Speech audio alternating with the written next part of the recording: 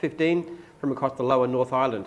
These young entrepreneurs handle all aspects of the market, gaining media exposure, interviews and collaboration opportunities with Coast Access Radio. Every Kids Market participant receives a lanyard, certificate and ASB activity book with the chance to compete in a Best Kids Stall contest judge. Her commitment goes further, sponsoring young food enthusiasts at major events like the Food Fair and hosting workshops covering marketing, media training and business pitching. She's even nominated 3 young entrepreneurs for the Gold Girl Boss Award to recognise their leadership. Through her vision, the Kids Market has become a nurturing space for young entrepreneurs. So we go $500 for her. We'll get that off to her in New Zealand. And the Australian Jim's Local Hero winner, Amanda Walton, wins $2,000 worth of gym services. We at Jim's Mowing, Vermont, Marac, would like to nominate, so it's a franchisee who nominated this. Yeah. Amanda Walton at One Turner Primary School.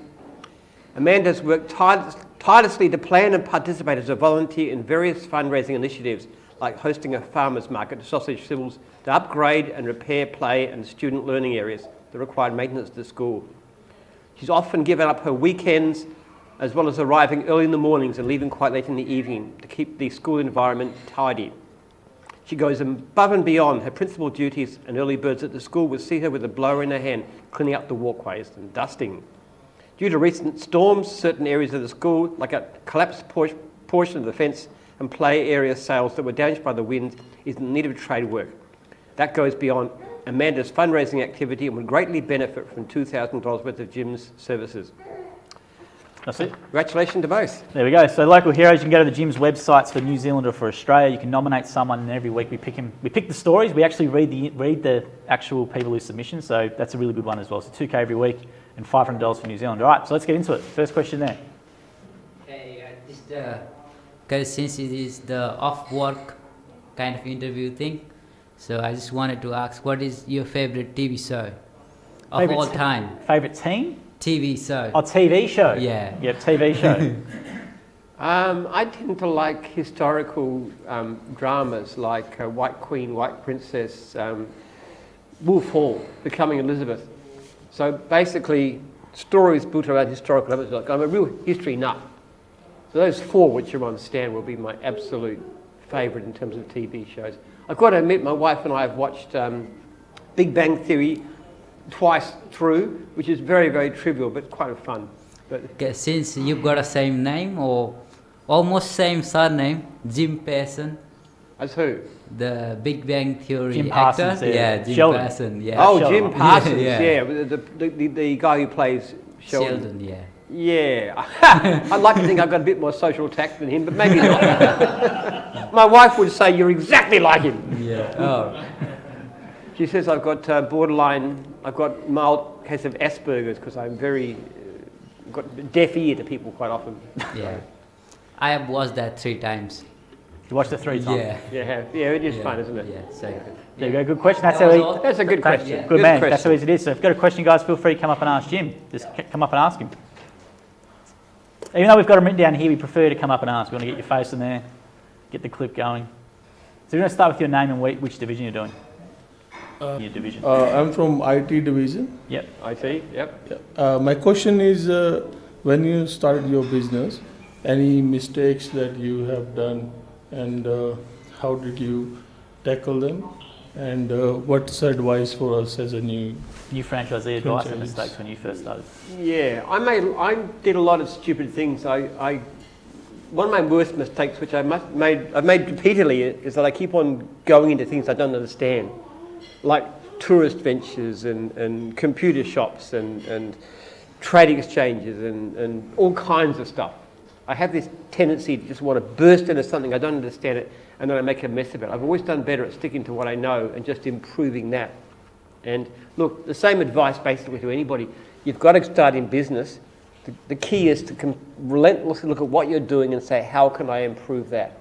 Every tiny thing that you can do. Come to meetings, talk to fellow franchisees, particularly the good ones.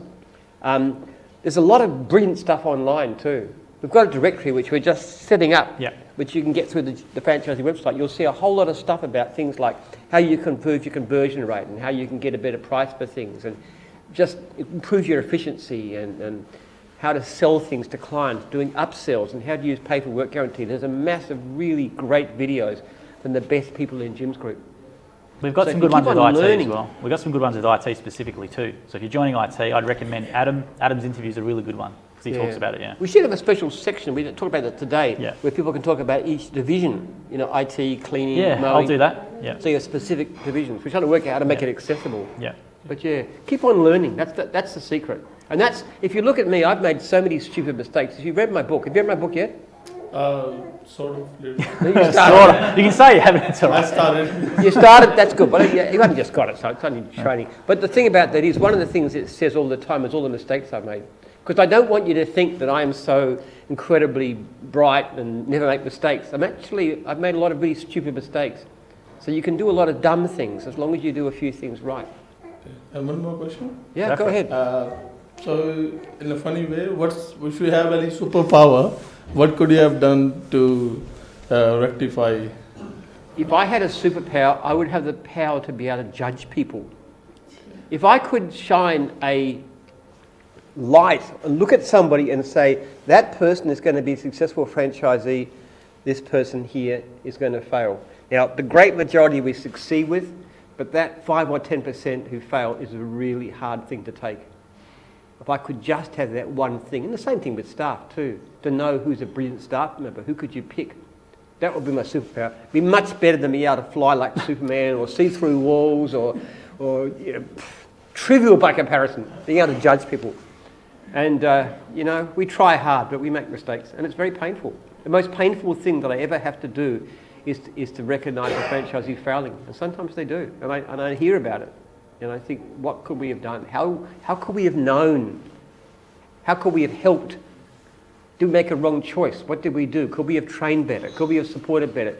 What's wrong? Why did this person fail? It's a small minority, but it's really hurtful when they fail.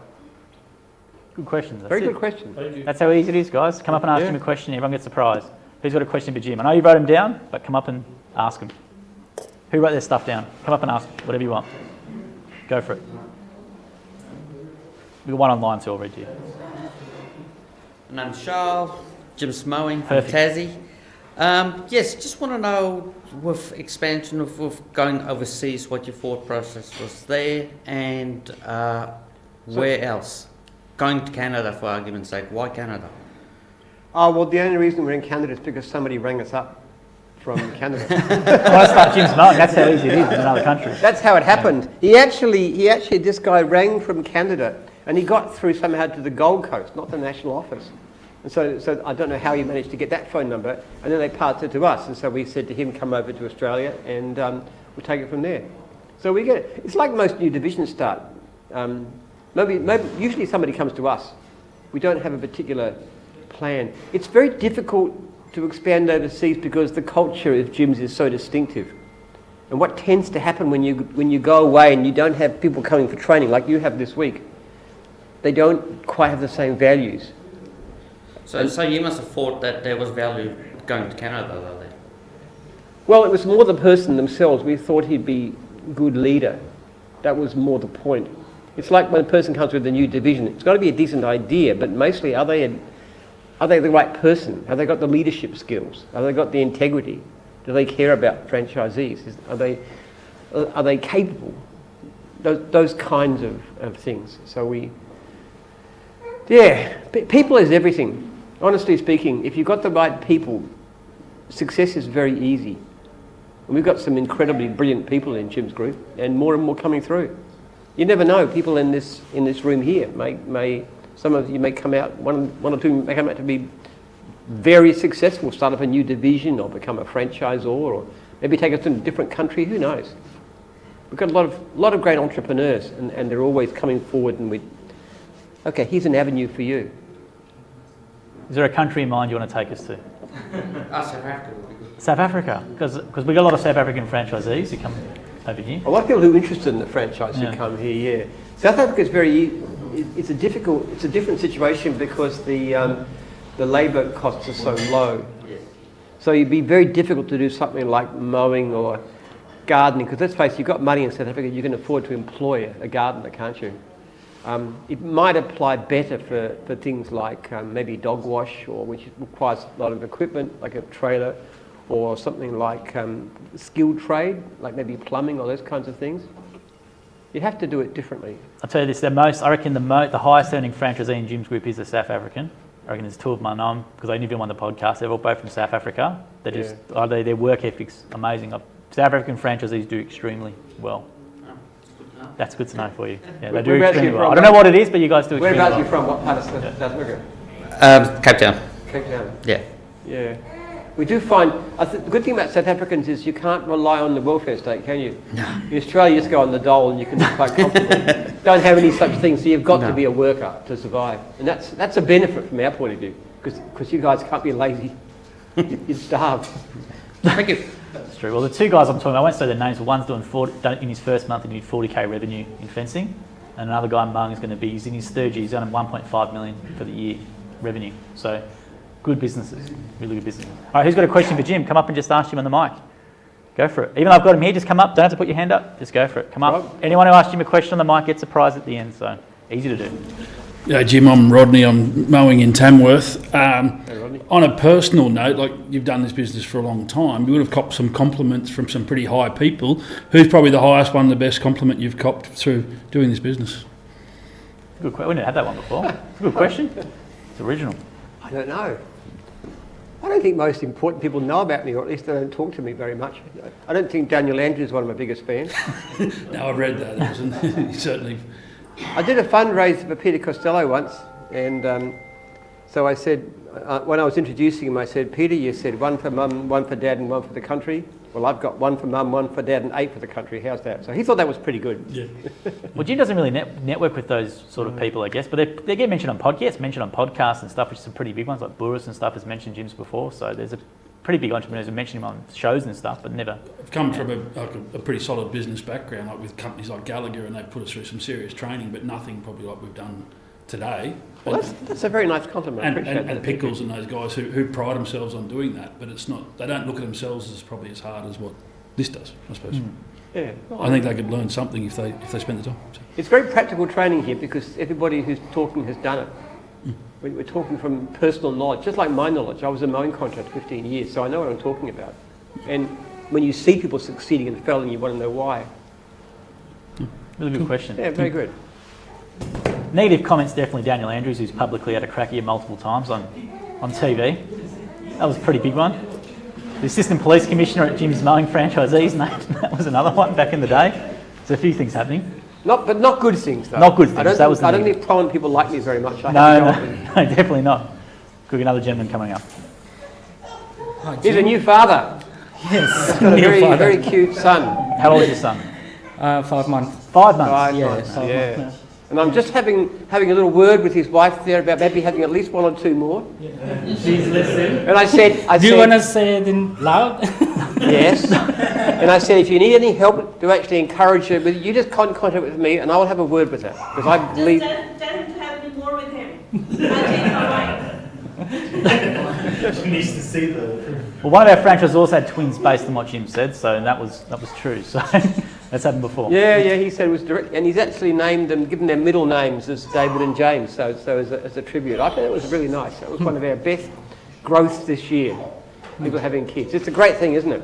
It is. Keeps you awake at night, and there's a lot of work involved, but it's wonderful. There's nothing greater than family. Yeah. That's right. So you're going to have 2 or 3 more, aren't you? Have nodding to her now. head. You have to now. What's your name and which division you're going to be doing? Okay, I'm actually writing a book on the plunging fertility rate. There was a lady up the back there. I don't know if she did. Oh, there she is. Yeah, got 8 children. Now, isn't that wonderful? Give her a round of applause.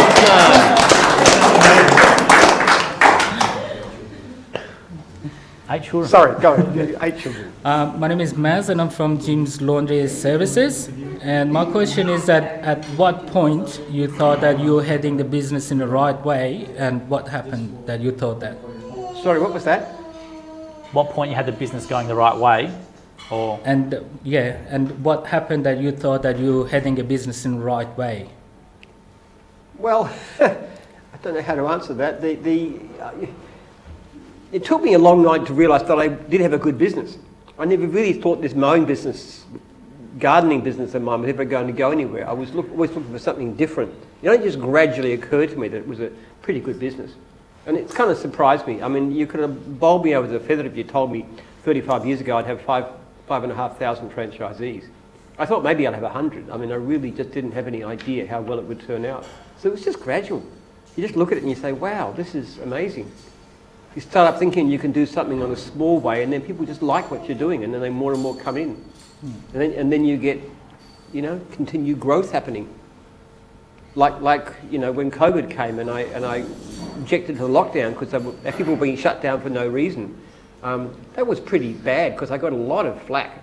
2 of my daughters wouldn't speak to me for months. They were telling their mother to divorce me, for heaven's sake, because they were so mad at me for, you know, having a go at Chairman Dan and not supporting the lockdowns and all the rest of it. But with time, it turned out to be quite well. So you just...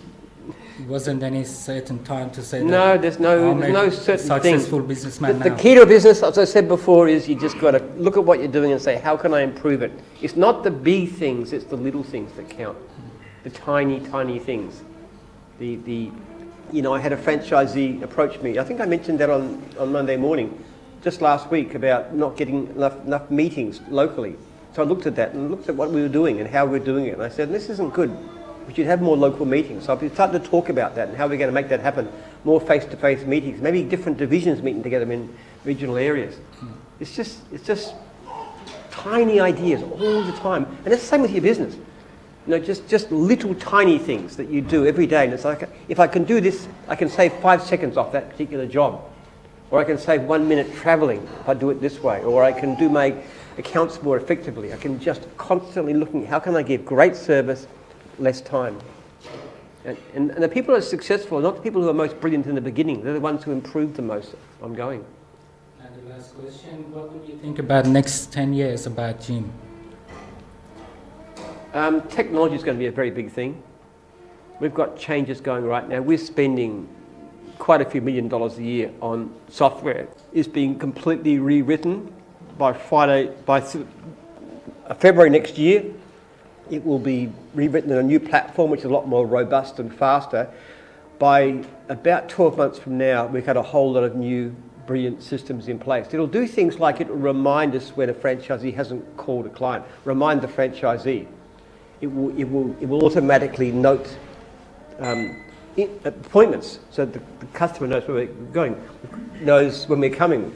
It'll have a customer app that will allow customers to be able to book jobs by going tap, tap, tap like that. It's just a whole stack of stuff. Because of the size we are, we can afford to spend very big on technology. And that's cost. One of the things I'm most looking forward to is customers being able to book in a job into your diary. So when they ring you, instead of you bringing them back, the customer, if you wish it, you'll be able to put in say I've got some time today, so I've got half an hour spare, so that the system will look at and see where you are during the day, and they'll tell the client, hey, would you like, sorry, what's your name? Mass. To come between 2 and 4 this afternoon. So instead of you being called back, you've got an appointment booked. That will actually not only cut back your time, but it'll actually make it more likely that you will convert the job. Because they've already got somebody, you've already got you coming, so they're less likely to call somebody else. Yeah. So there's kinds of changes, and there's a lot more we have in mind. So I think over the next, even less than 10 years, even the next 2 or 3 years, you'll see a very, very big improvement. Because if we can do this, so we can get our customer service a lot better than it is, and it's much better than it used to be, what you'll find is going to be much easier to get clients and be able to charge higher prices. And my franchise is going to make a lot more money. That's the thing that excites me the most. Happy to hear that. Yeah, Absolutely. it's exciting. Thank you. Cool. Thanks. Got a couple online, Jim, I just want to get to, but we'll take this gentleman's next, and I'll get to a few online. Just to make there's a few comments online, which is good. Thank you. My name is Destio, Jim's Mowing from Sydney. I want to ask, all this experience, what's your motivation that drive you until you are now, like this big? What is the biggest motivation? Which has got to do with major problems facing our society. It's something I developed back in my PhD thesis, back in the 70s, early 80s. I think it'll potentially change society for the better, change the world for the better. I think it's got major implications. That's my biggest single overall reason why I needed to become wealthy, because I don't have an expensive lifestyle. That's the single biggest thing that drives me to be overall successful. And the other thing that drives me is my franchisees. I'm very involved with my franchisees. I love it to hear a good story. When I write to you in 1 month's time, I want you to write back to me. You'll do that, won't you? Yeah. And everybody will. I want you to write back to me. Tell me how you're going. I'll ask about pay for work guarantee. I want to know. Most of you will probably say you're doing well. Some of you are going to have some issues, and then I want to be able to help and say, okay, what can we do? How can we solve this? What can we look at? Here's some videos to look at. Here's some list of franchisees in your area you could offer free services to. I want to be able to help. So a lot of it, in the immediate sense, what gets me off the ground is franchisee success. And if I had an aim for this business, it wouldn't be to have like 10,000 franchisees. My absolute ultimate aim would be to have no franchisee ever fail. Now that's likely to be impossible, but that's my absolute core aim. And if I had 5,500 franchisees and nobody ever failed, I'd be very happy if we never have more franchisees than this. So can I say your biggest motivation is you want to be the one who's able to help others? Yes, of course. All right. Having a goal in life that's all about personal success and wealth and status and that kind of thing is a very miserable goal. And people who do that don't tend to be happy. People have this wrong idea about happiness. I'm actually in the process of sort of writing another book, one about the birth rate, another one about happiness and health. People have this very odd idea that if you want to be happy, you've got to have more money.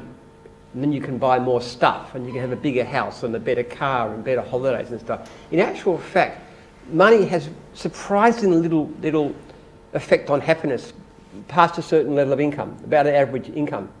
And people who spend on things like status displays don't get much out of it. Right. If you have got any money at all, it's much better to spend on experiences, and that's with other people, connection. But the best thing you can ever do with money is to give it away to a cause that you're involved with. And that's what scientists have found. So you've got to have a purpose in life. And the purpose in life shouldn't be success, personal happiness. It should be for somebody else. But strangely enough, if you have that kind of purpose, you're going to be a lot happier overall. Sure. Thank you very much. Very good question. Yeah. Thank you. Write it down. I've got one online real quickly, Jim. So we're going to go for the people online leaving questions. We'll get to a couple as we go and chip them in. So real quickly, Jim, Wazza and Leah have gone. What was your 5-year plan when you first started your business, Jim? Did you have a 5-year plan even? I don't know you would. I never thought in such terms. Surviving. Yeah. I wasn't that well off. Yeah. I was just struggling. I thought I might have 100 franchisees. I really never thought. You know, my whole life I've never done a business plan. Never, not once. I had to do it sometimes for the sake of some requirement from the bank or something like that, but I've never done an actual business plan. I never know what's going to turn out. And the only thing you can say about anything you plan is it's never like what you expect. Most of the time it doesn't work out as well as you expect. Sometimes it's Complete opposite. amazingly better than you expect. You just don't know. Another one real quickly online, Jim, says, hey Jim, actually from a franchisee, which is great. We've been in the Mowing division for 2 months now. Have you seen some really hot summers where the grass dries up entirely? How does it affect turnover? Cheers, Artie and Liz, Jim's Mowing officer. Well, if you do the right thing, then not much at all, because the point about successful business is extras. If you're just mowing lawns and the lawns die, you're in trouble. But even if the lawns don't die, it's not a good way to run a business. When you go and mow lawns, you'll be looking at gardening, rubbish, guttering, anything. And in fact, when I first started back in 1982, we had the worst drought in Melbourne history. Now, you weren't allowed to water your lawns. They all died. But I still flourished in that time, starting from nothing, starting from no business, no income, no reserves, nothing. Heavy debts, paying for my rent, supporting a wife. I was in a terrible situation, no lawn mowing at all. I just did everything that I possibly could. I cut blackberries, I weeded gardens, did watering, took rubbish away. The thing is, when the weather is dry, there's other opportunities. So, for example, if you've got dry weather, you do not want rubbish lying around in your yard, do, because it's a fire hazard, so take it away. What about gutters? You've got to keep the gutters clean. Otherwise, they're a fire hazard too. You've got to mulch your garden beds. That's a big thing too. Your plants will die if you just leave the earth bare, so you've got to put mulch down. Then you can install sprinkler systems or watering systems and so forth, which is not difficult to learn. We can show you how to do all that kind of stuff. So you can actually learn If you approach the business properly, in fact, you'll make more money during the bad season than you are during when the grass grows. Because mowing lawns isn't particularly lucrative per hour compared with doing other kinds of jobs. Sounds counterintuitive, but I've got a lot of mowing franchisees I interview who love winter more than any other time because of all the other different things they can do. So you can actually, if you ask somebody one question, it'll tell you how good an operator they are. In the non-growing season, usually the winter, is that do you make more or less money? If they make less money, then probably not brilliant at what they're doing. They could be okay. If they make more money, that's a good operator. And that's what you should aim at. there you go. Who's got a question for Jim, guys? Feel free to come up and ask him. We're going to, just run up, come up. Don't have to put your hand up, guys. Just come up. Yeah, I'm David from Laundry in Sydney. You touched on the AI, the app and the software upgrades coming, but how about robotics? Did you see an Optimus doing the mowing? Yeah, someone's mentioned this online. This is the guy, so David as well, who always tunes in, says, Jim, do you see Elon's Tesla bot a threat or an improvement? So it's a good question. I don't see it as a problem, actually. I think our kinds of businesses are the last ones could ever be automated. Because there's so much to do with looking after a customer. First of all, there are robotic lawnmowers. We've actually had one up on this property. It was just over there, and they tied it in. You have to put a wire in to guide it. Then you have to, and even if they're looking at doing it with GPS, so it knows where to go. But then you've got to maintain it. You've got to do the edges. You've got to bring it there. And then you've got the gardening, and you've got the pruning and the rubbish removal. There is so much that a machine can't do. When it gets to that stage, we'll probably use them. And especially on big properties. On a property like this size, we may well use a robotic machine one of these days. But I just can't believe it'll be a threat to us because the business side of it, contacting the customers, giving a quote, providing service, collecting money, organising yourself efficiently, all these things I cannot conceive of it. I could conceive of many professions being completely automated. I couldn't see ours as being under threat in any way. Yeah. I mean, there might be an opportunity to also sell the installation of the, I guess. Well, it's like the pool guys. Yeah. If anybody from Jim's pools or taking up with that, I know there's a couple Jim training, but they actually sell robotic cleaners, which is quite a lucrative business. Pool robots, The pool robots, we haven't got one ourselves.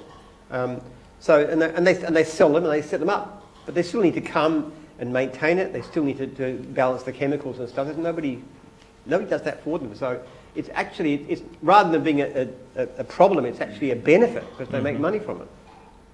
That's good. Yeah, thank you for that. I can't see it being too much of a threat. They showed some examples of it, but it's a far way away. Our problem is not customers. It's actually, especially in the mowing division, it's franchisees. We could grow 20% per annum quite happily if we had enough franchisees, enough good people. I did an unserviced lead report up until October. It's 200,000. Yeah. 2 months to go still. So a big chunk of it would be mowing. Yeah, 34,000 unserviced leads mowing. The last thing I would worry about not being able to find good people. That's the thing that worries me. Go for it. Hi, my name is Shukri from Laundry Service in Queensland. My question is, can I run a franchisee business at the same time another business franchise from different division? So you want to run 2 divisional franchises at the same time? Yeah. What were you thinking about for your other one? Let's see, cleaning. Cleaning? So you're going to run cleaning and laundry services? Okay. Yeah. Can I tell you, it's not uncommon, but the only situation that's going to be worthwhile is when you've got a very major business.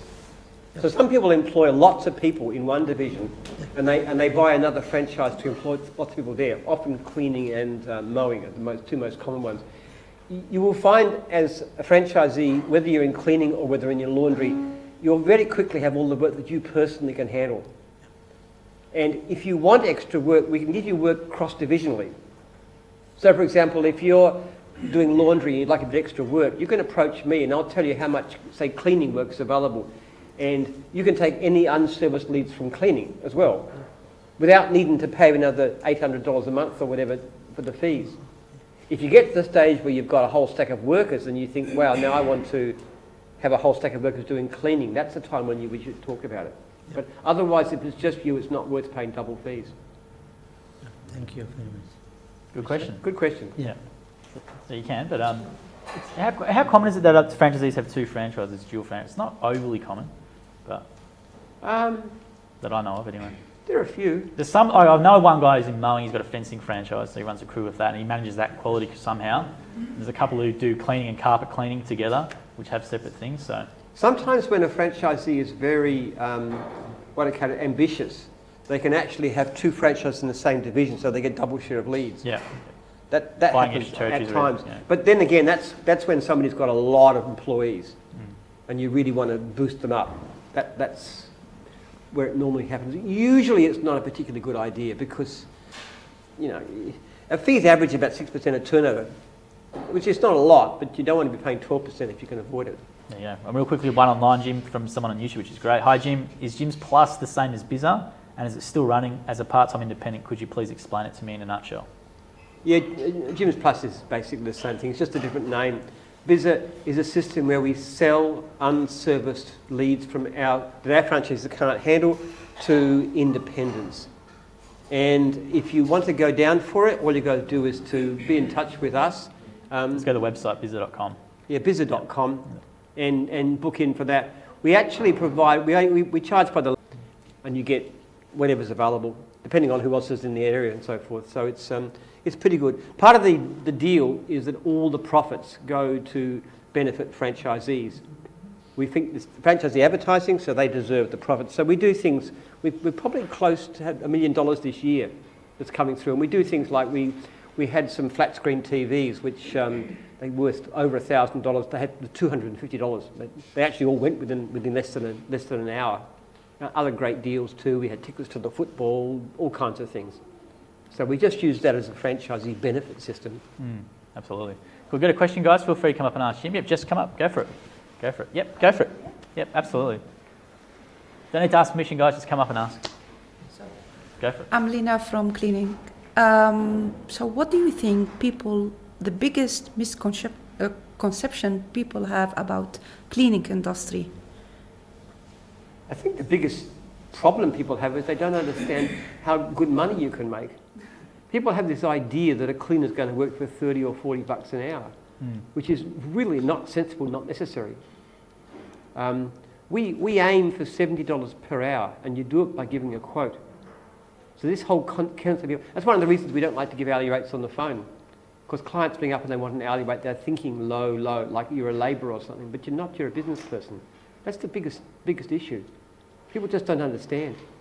There's a guy who sits behind me in church who makes amazing little money, and he's working on that kind of rate, like 40 bucks an hour, but it's too little. I keep on telling him, you can do a lot better than that. This is a business. You shouldn't be working for labouring wages. Otherwise, why not just go and work for somebody? Okay. Can I ask? Go ahead. So what do you enjoy most about your work? So, because I heard you spend hours and hours reading complaints, so it's not fun. So how do you enjoy your work? I get tremendous satisfaction from franchisees succeeding. I get quite a few emails, say from my 1 month letter. Somebody said they've had a fantastic first month. They've made, $20,000 and the best thing they ever did and stuff. That gives me a real buzz. It lifts my whole day. It honestly does. So I hear good stories, and quite often I ring my 10-year veterans or 10 and 20-year and 30-year veterans, and I get a phone call to congratulate them. And I hear some wonderful stories about lives being turned around. It's very gratifying. It's also fun to business is like a computer game. It really is. It's one where you're always looking at trying to improve what you do. And it's really exciting. It's very rewarding to see things change. And you can get a new idea and make it happen, and suddenly it works. It's just great fun. I love my work. The hardest thing about my job? What? Is I can't do it 52 weeks of the year because the business closes down. It sounds cheesy, but he's being serious. I am serious. I'm always complaining about Christmas. I always say Oliver Cromwell had the right idea during the Commonwealth when he tried to ban Christmas. That's a good idea. Why didn't he succeed? Because it's such a nuisance. He's being serious, though. Really. I am serious. I actually cope with it by taking my family down to the beach. I make all my kids down to the beach and for a week, and that's at least something to do during that time. But I find it really difficult to be off work. I try to keep my Sabbath off, but I can't do it. I just have to work. It's just interesting. It's fun. Okay, love work. I love your question about cleaning though, because that's a common thing where people just get that wrong idea about being $20 an hour, $30 an hour. But there's some of the franchisees I know have got major businesses with cleaning, with commercial and stuff, and they make really, really good money. They make far more money than a lawyer or some corporate Actually, the person funniest doing thing people so. say about a Jim's franchise, which is quite common, is that you pay 40% fees. Yeah, 30%, 40%, yeah. I wish. I mean, if I was making 40% Oh no, fees, there's some weird stuff I'd be online. definitely a billionaire. Yeah. But if anybody would pay it. But home service is the place to be. People are slowly waking up to that sort of fact, so yeah, it's a Yeah. really good question and comment. Okay, very good. Cool, got a question, comment, guys? Come up and ask Jim. Go for it. Yep, even though I've got them written down here, we'd love you to come up here. Feel free to ask more than one as well. Yeah, absolutely. Hi Jim, my name is Viraj. I'm from Mowing in Queensland. So my question is, I mean, who or what inspires you to create a gym brand? Well, as I said before, it's the original motivation. I didn't have a job. I intended to be an academic. I failed at that, so lawn mowing was all I knew. But I liked mowing lawns. I was actually out at my farm today doing a bit of gardening. It was just that's my hobby. That's my fun. It's really beautiful to be out there and just working and getting my hands dirty and everything like so. But motivation, in business, is very enjoyable. It really is. It's very rewarding. You can see people being successful. We believe we've created more millionaires than any company in this country. It's actually not uncommon for people to start with almost nothing and end up with significant income, significant wealth. You know, one guy I was talking to, he was like 55, I think, and he joined us, and he had nothing. He had no property, nothing. He's now got a house, he's got a boat. His life is different. That's one of my 10-year veterans. Yep. So it's fun and it's rewarding. I find it not difficult to be motivated. I have an incredibly great lifestyle. I don't think there's a happier person on the face of the planet than myself, because I've got such a fantastic, fun, meaningful business. And I just people talk about acid or putting a gun through your head. I mean, come on. Terrible ideas. So we never retire is the short answer as well. That's the one we always When I retire, I'll be the guest of honour, we'll have a special ceremony, and I'll be in the box. Who will be your successor? I mean, have you planned? I have some very good, great kids and partners. One of my daughters has just launched with her partner Jim's Removals, and which is a very exciting division. They've just done their first job this last week, as a matter of fact. It was a $600 job, and just knowing the two of them, they're going to be absolutely brilliant. I would think if anybody's going to run gyms in my family after that, that would be probably them. But I've got some very good, like Joel's only in his 30s. So by the time I'm due to retire at the age of 110, he'll still be around. Yeah, that's true. That's true. Well, yeah. Joel's one of my top managers, actually. I've got a few really good people, but Joel's actually the youngest. So I think one day you probably... I'm old in Jim's years though. I'm being probably... But it's funny because we've got a staff member who's been in Stuart 35 years as well. So there's Stuart. Yeah, my first ever IT person. One of the things we take pride in at Jim's is we have fairly low staff turnover. Yeah. We really value that. Our call centre, for example, has got one of the lowest turnover rates of any industry, and we really, really value them. And I go in every day, not just to check the ball, but to say hello to them and how they're going and this kind of stuff. And we invite them to staff lunches, and we do everything we can to help them. I know I'm rambling on about things, but... The call centre is a great secret weapon for people. Like, it's such a good point of difference for us. Everything, going online and stuff like that, whereas our call centre, all local people here... A lot of them actually progress through the company. Yeah. A lot of our... Steph, for example, today. People, administrative people, middle management, so forth, come from the call centre originally, which means we skew heavily female at times. Steph was from the call centre, so Steph, who does the training, she came from the call centre, so yeah, that's a good example of it. Yeah. Yeah. It's unusual. Yeah. It's a very fun thing, business. It really is. I hope you enjoy it as much as I do. Yeah. Can I ask Go for it. Yeah. Absolutely. Go ahead. So if you, get a chance to go back in your time, like, what you're gonna give advice to your younger version, or what you're gonna give advice to the, the younger generation? Well, I'd go to my younger version and say, mowing is a very good business. Okay. I had no idea. When I started mowing lawns in 1982 full-time, I had no conception of what a great business it would be. It just shocked the pants off me that it's been as good as it has. So that's one thing. Don't get into all the other ventures. Focus on mowing. When you get to franchise, do it as quickly as you can and get the technology right. Don't worry about the legal stuff. That's easy enough to sort out. Hardly matters, actually. Get the technology right. Get the best advice you can on distracted.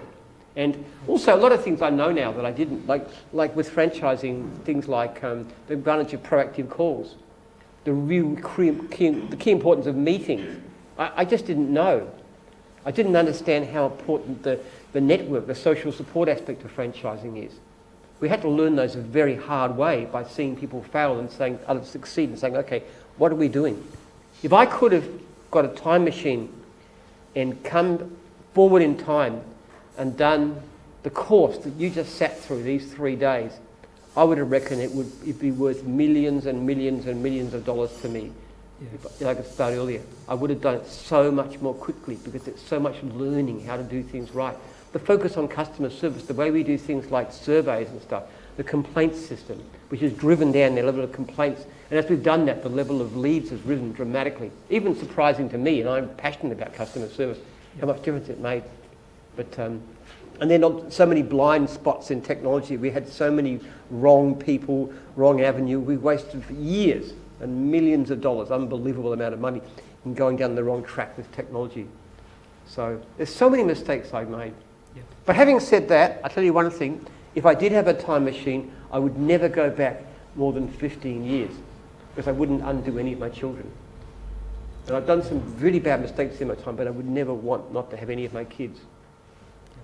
But if I could change even a year ago, I could have made better decisions, I can tell you.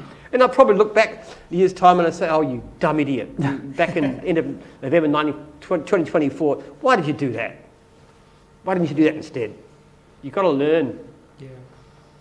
One of the greatest things in business is humility. I know it sounds a strange thing to say because you think of business leaders are supposed to be sort of all confident and bold and charismatic and everything else. But in actual fact, I think one of your best things any person can have is just look at yourself and say, okay, I can do better. Who can teach me? Who can learn? I learn from franchisees. I've been in business 35 years full-time, before that part-time. I can learn really powerful lessons from a franchisee who's been in business for a month. And he or she can teach me something I didn't know. So you've got to learn. You've got to listen to everybody. Thank you. Yeah, good question. Very good. Very good question. Got a real quick one quickly online from Dan Cale, who's talking tomorrow actually. How did you send new clients to franchisees before mobile phones and internet? And then was there a time constraint put onto the franchisees on how quickly they would need to get onto a client? Well, back in the old days, Jim. Well, originally, right at the beginning, they used to phone in. We used to actually dictate the clients to them. Yep. And then I got them to get pages, and then we used to send them to them like that, which was great. That was an improvement. So, yeah, that was the start. You had ice cream buckets and stuff like that? It was very, very crude in the early days. Yeah, my goodness. It was... Lucky I survived, actually. It was so inefficient. But this business where you give particular leads to a franchisee to know who's available to take a certain area is difficult for a while. So you've got to know who wants work. But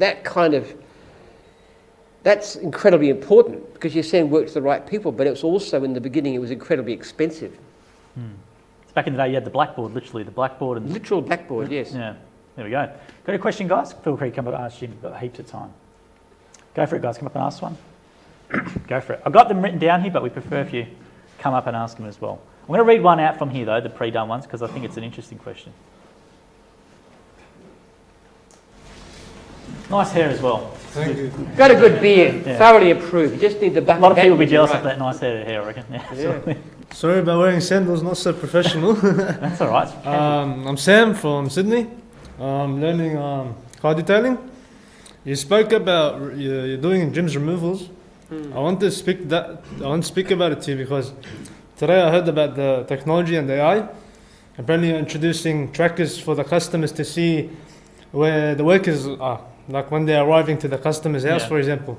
And I think that's a very good opportunity for removals because one of the biggest complaints and misunderstanding between the customer and the worker is the time frame and when they will arrive and stuff like that in removalist. It's a very good thought, actually. Yes. tracking people isn't difficult. It's the Uber system, which is really good actually. I don't know if we use Uber Eats when I have dinners with my kids, because we can't go to a restaurant because of all these young babies and so forth. So we order Uber Eats, and you can see it. You can see the little thing moving, and then when it comes nearby, you go out the front and you say, "Hi, Mustafa, thanks for that," and take the package. It's just great. So we want to do the same kind of thing for sure. Yeah, I think it's a really good idea, and I'm an extra mover, so maybe I'll be interested in it one day. Yeah, like working with you guys at Jim's Removals. Well, I don't want to take you off car detailing, but I'll do I'd be happy with you. they'll get very annoyed at me if I try and pinch the best people from the franchise. But down the track a bit, we are going to be looking at what we need is because the ambition that Sylvia and Danny have is to, and I'm in partnership with them, is to expand across the country as the gym's owned business. In other words, they're the owners of the business. So what we're looking for is really good potential managers, people who are team leaders and people who can also manage team leaders and so forth. So we're going to be looking for very good quality people interstate. They've got a great start. They've got a young man, Ruben, who is fantastic. He's I think he's a Maori actually, or Polynesian of some kind, but he's a fantastic young man. So they just started doing it, and he's a great leader. So we're looking for other people to lead up.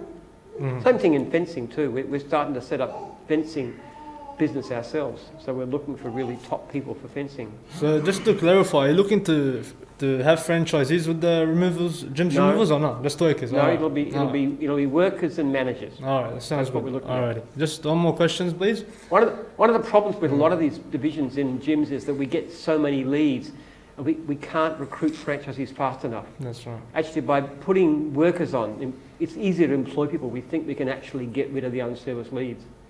And give every client who rings service, which is what our aim is. It's very frustrating. We lose about 1 job in 4 now, I think, because we can't handle it. Wow. Which is good for franchisees being kept busy, but it's not good for customers. So the numbers this year are 5,500 franchisees, but as of end of October, there's 200,000 unserviced leads on the system. I looked.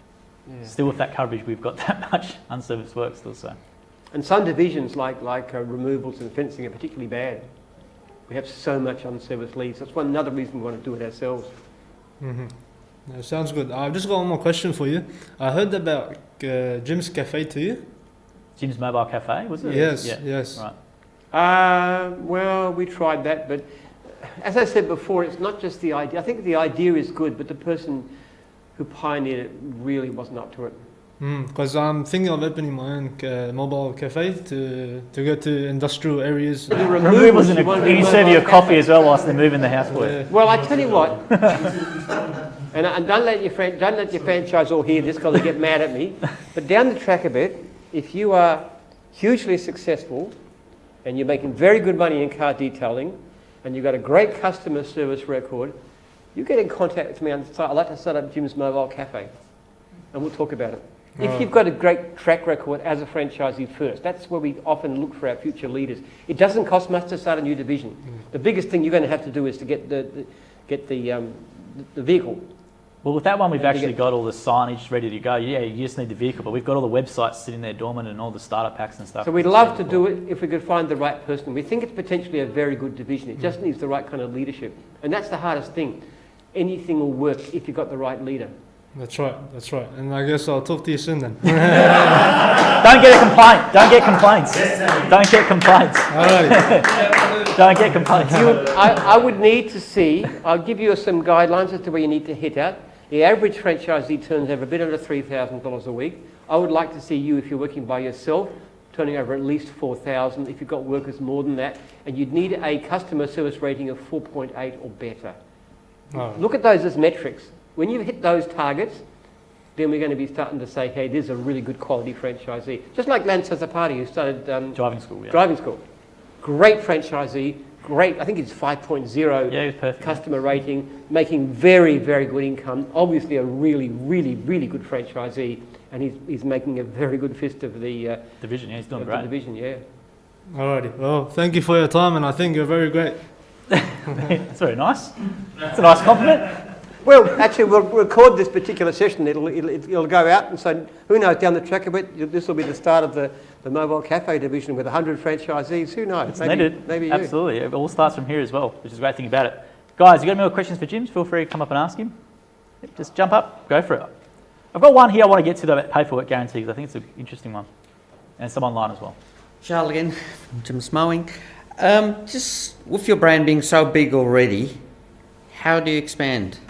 How do you build on that? Like, your name is so well out there and everything. Like, how do you maintain it and how do you get bigger? How do we make the brand bigger? Well, we can always do with more franchisees. We had some empty seats in the auditorium this week. We could do with them filled up. It actually becomes better. Size has its own advantage. You see, every new division doesn't just support that new division, it supports every other division. If you've seen Jim's dog wash driving down the road, you're more likely to ring Jim's cleaning or Jim's mowing or something like that. So more divisions is great, provided they're successful. We hate it when they fail.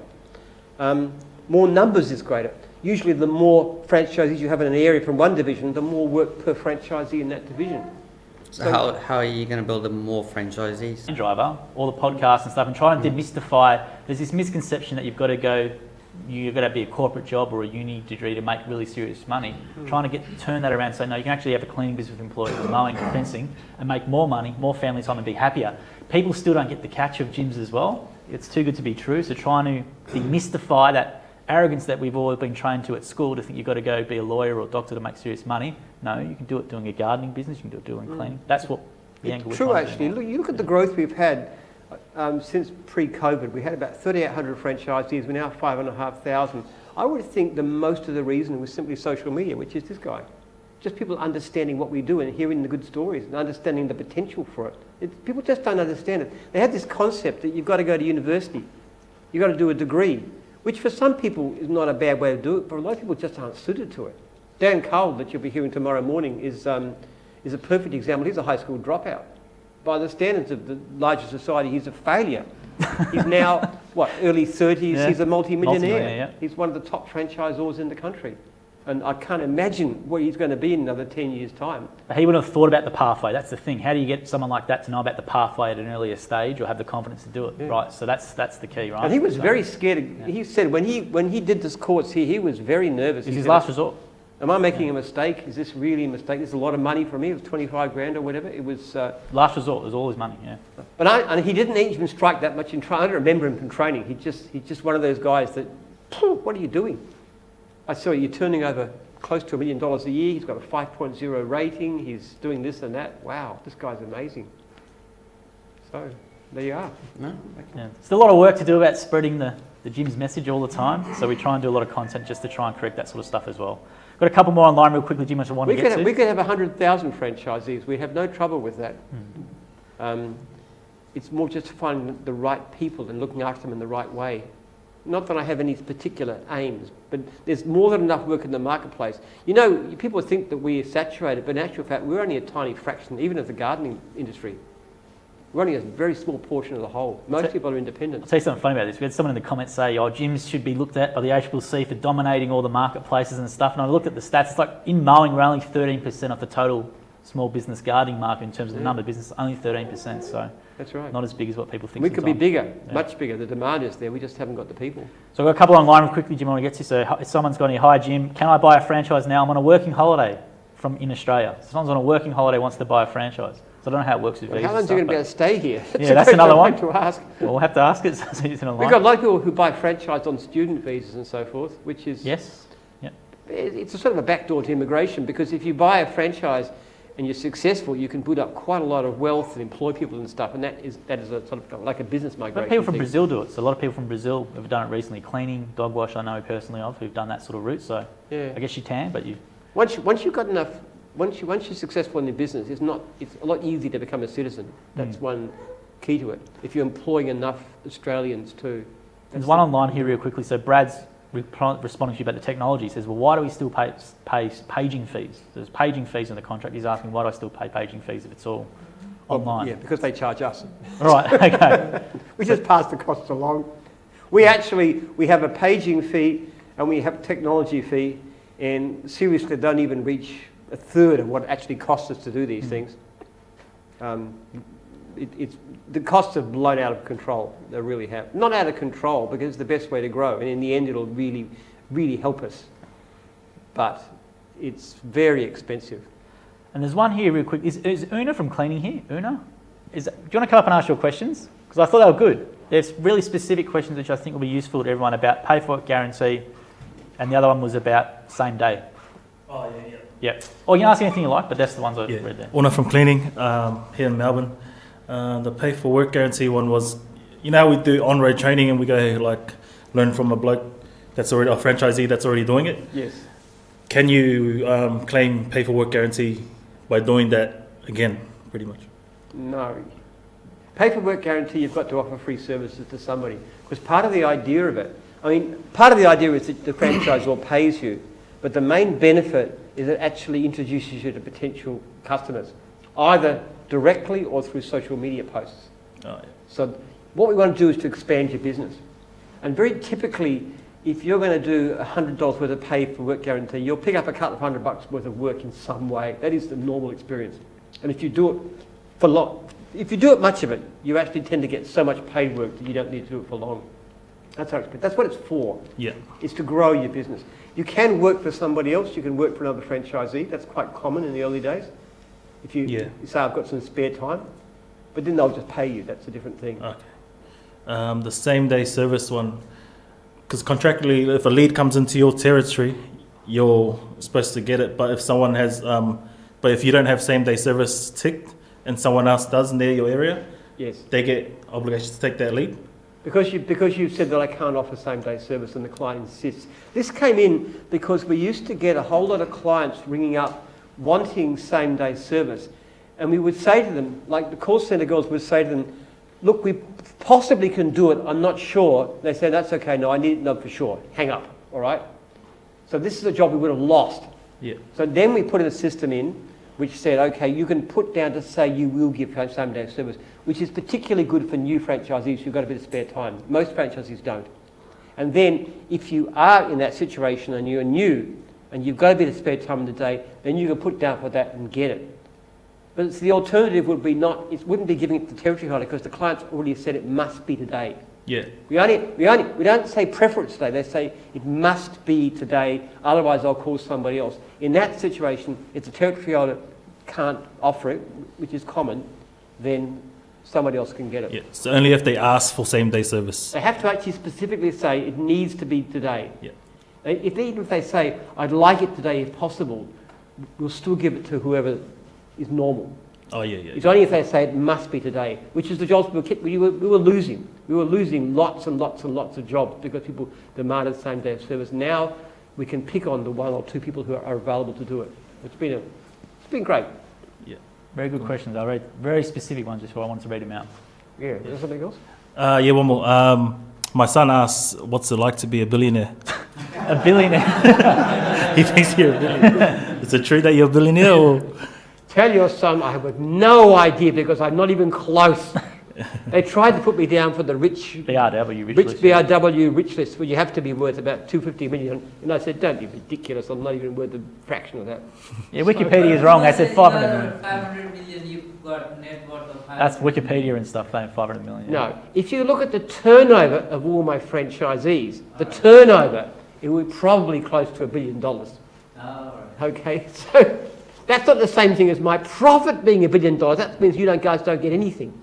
Seriously, we get, of most franchises, we get something like less than 1%.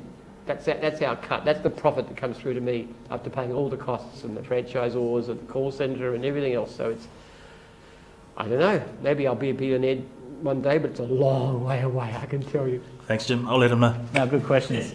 Cool, awesome. Now, Jim, what questions stuck out to you for the prize? So what we're going to do actually before we go on, so Jim will pick his 3. If you ask Jim a question on the microphone, come and see me and you get a prize regardless. I also will say, now's a great time to get photos with Jim because there's rush on Wednesday and stuff and it's a nice light here. So if you want a comment about TV, what was that about? The TV comment about, someone said, what was that one, sorry? You wrote TV, was it? What was it?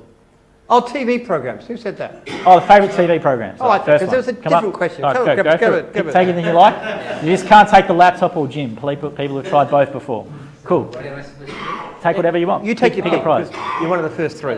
What's the next one, Jim? The beer? Yep, go for the beer. Grab it. Go for it. No, you can take the whole thing. Take the whole thing. We're not stingy here. It's all right. We're not take the whole stingy. thing. That's all right. You can take 2 if you want. Yeah, it's all good. No. Next one. Yeah. Okay. I like that one about going to a different country. Who said that? Was it Charles? Charles said about different countries? South Africa. Yes, come up and grab whatever you Different want. country? Yep. And what was the last one you had there, Jim? I like the superpower one. Who said that? Which one? Superpower. Superpower. Yeah, come up and ask for it. Go for it. Yes, go for it. They won't have that one, we can guarantee it. They won't have that one. Yeah, no worries. And pick whatever you like. Take anything you like. Anything at all. Yeah. Not the laptop? Yeah, not the laptop or not Jim. I'm in Australia, so I've been brewing. I take beer. Beer, good man, good choice. All right. Awesome. Now, if you ask the clean meeting, you can take anything from the remaining stuff there as well. So, big thanks to Jim tonight, and thank you for your questions as well. We appreciate it. Have a great rest of your training experience.